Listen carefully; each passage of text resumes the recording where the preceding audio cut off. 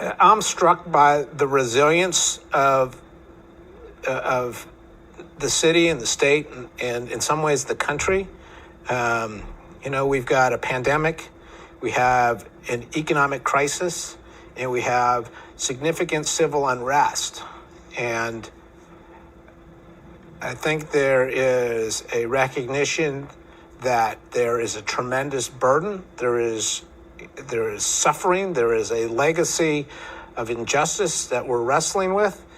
But I also see in it the seeds of something positive, in that we can be who we ideally would like to be. And yesterday I referenced a poem by Langston Hughes, and Langston Hughes wrote a poem called "Let America Be America Again."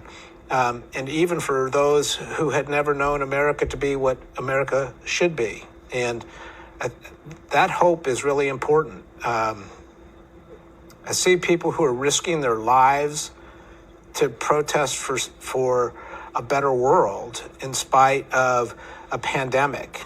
And if you're not inspired by that, you're not paying attention.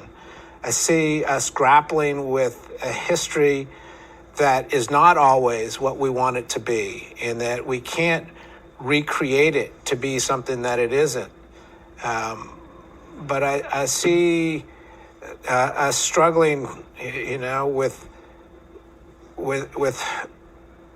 with some real heavy burdens right now, and I just am mindful of our ability as Americans, as human beings, to overcome significant odds.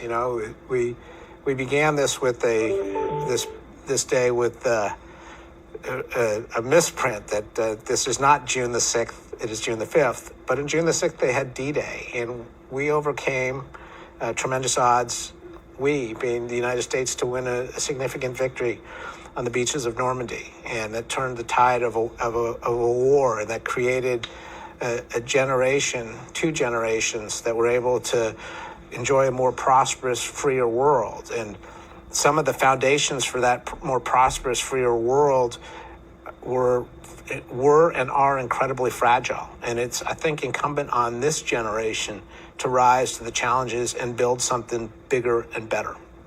So that's a lot more than you were probably asking for, but I've been thinking a lot on this because it is so essential to our identity right now. And we are going to remake who we are in the course of this crucible.